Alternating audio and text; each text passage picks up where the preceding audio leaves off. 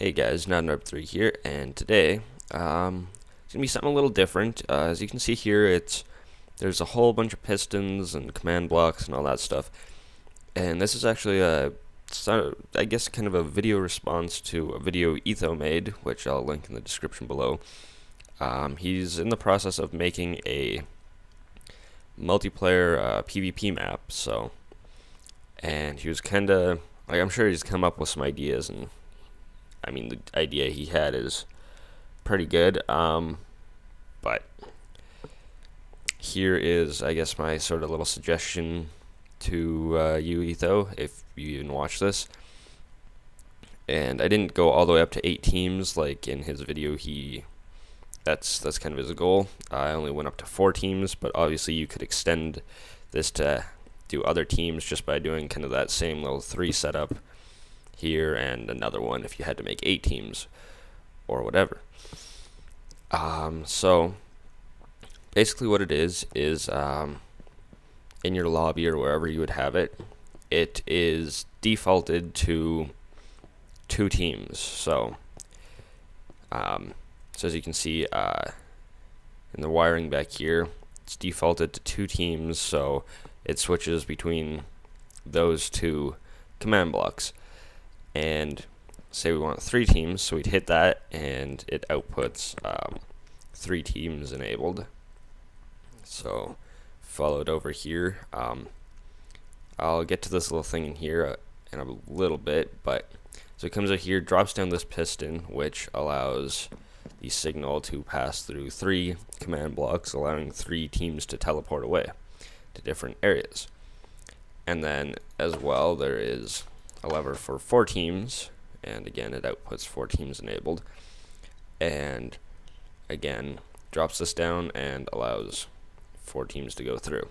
Now I do realize this design is very cramped, and I mean, I don't know, my idea was do it as compact as possible, and I know it doesn't look very compact, but I mean, it's about as small as I could get it. I mean, a few things could move a little closer to other things, but for the most part, like this area here could move 1 block in or something maybe, but anyways, for the most part it's fairly compact in the grand scheme of things, especially if you're building a map. And basically and then yeah, if you disable 4 teams, again it's 2 teams enabled. So let's say we're doing 4 teams, and then we hit start game. I'm not sure why that didn't work. Oh, because I have the radius on that really low. Or is it not working today? Alright.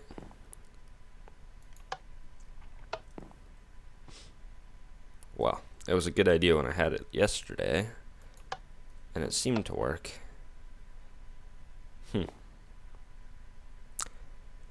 Alright, well, maybe I'll just have to move that one down here, and yeah, I'll be right back with the little fix for this, I guess. Alright, I figured out the problem. It was not so much with the position of it, which is fine, but it was with what I had written in here, and when I flashed it on here, you guys probably saw that it required you to be in game mode 2, which obviously you'd want for a PvP map, but for now we don't want that. So we've got it on 4 teams, hit start game, it teleports you. This would be encased in a box or something, so you didn't see all this. And as you can see in the chat, it is running through teams 1, 2, 3, 4, 1, 2, 3, 4. And how this would work is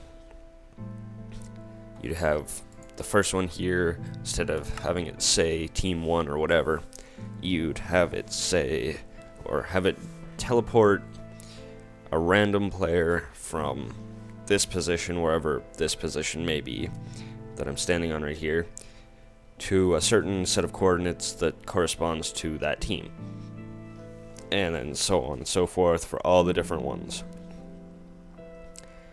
Now I'll quickly set it to day here. Set time 0. times set 0. There we go. So basically, I guess I'll get into this right now. It's basically to stop redundancy so you don't have both teams 3 and 4 at the same time. So I've got 3 teams on, and I try and hit 4 teams. It doesn't work. And that is because this repeater is locking this one and not allowing it to go through. Just the same as if we've got 4 teams on, and then turn on 3 teams. 3 teams doesn't get through. Now the only fault with that, and I'm sure there's probably an easy fix, but I don't really feel it's necessary, is if you've got, I believe it's 4 teams on, and then enable 3 teams, and then disable 4 teams, 4 teams still stays on, and 3 doesn't. 3 doesn't turn back on. Now, the reason I'm saying this isn't that big of a deal, at least in my eyes, is because the number of teams that are enabled... Oh, and the phone just rang. 1 second, guys. Alright, sorry about that interruption. But yeah, as I was saying, the reason it's not that big of a deal is because it doesn't update in the chat, so it lets people know that just because the lever is down doesn't mean it's enabled, kind of thing. So always trust what the command blocks say, not what levers are down, just in that situation. Anyways, and when neither of them are enabled, that's what this is right here. It's a NOR gate. So when neither that or that are on, this one is on, which defaults it to 2 teams. And what we have here is actually kind of the pulse generator, except it's quite, I don't want to say advanced or anything, but like it stops a constant redstone, I don't know what I'm trying to say, pulse or clock from going, which could cause a bit of lag on some servers or games or whatever. So basically what happens is you'll see when I sit on this pressure plate, pops that up, as well as goes to this pulse limiter, and which feeds a clock. And it's required to be on 3 ticks right here. All the other ones can be on 1, so it comes around more often, but the pulse is only 3 ticks long, and that's because I found torches weren't updating, and they were just kind of either burning out really fast or just not updating at all and staying on if it was any faster.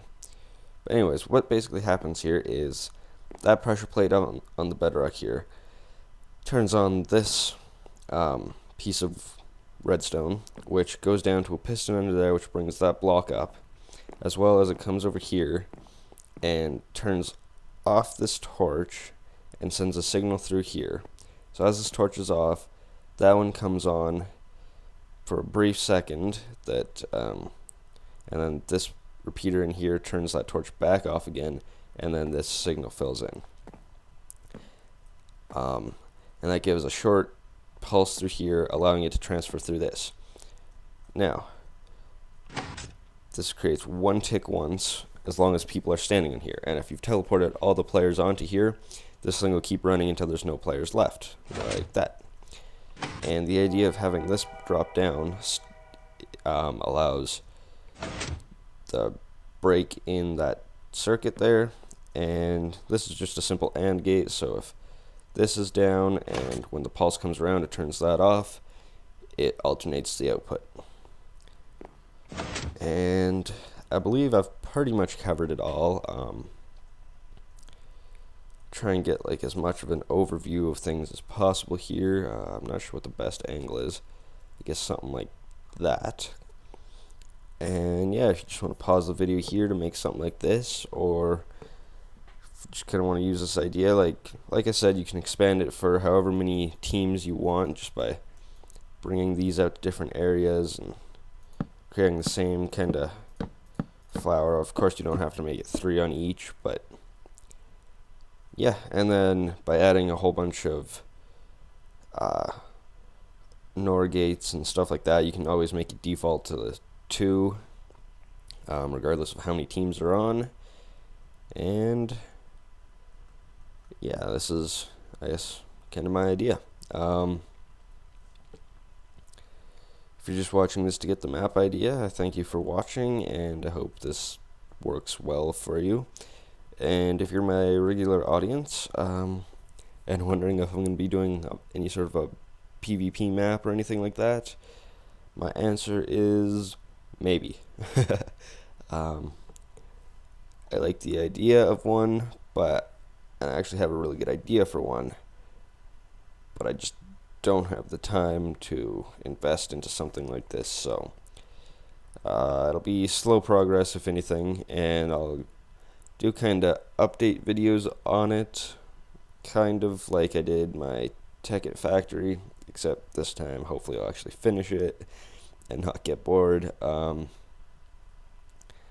But yeah, so I think that about covers everything. I hope you enjoyed this video, and thanks for watching. Don't forget to comment, rate, subscribe, and yeah, see you guys next time.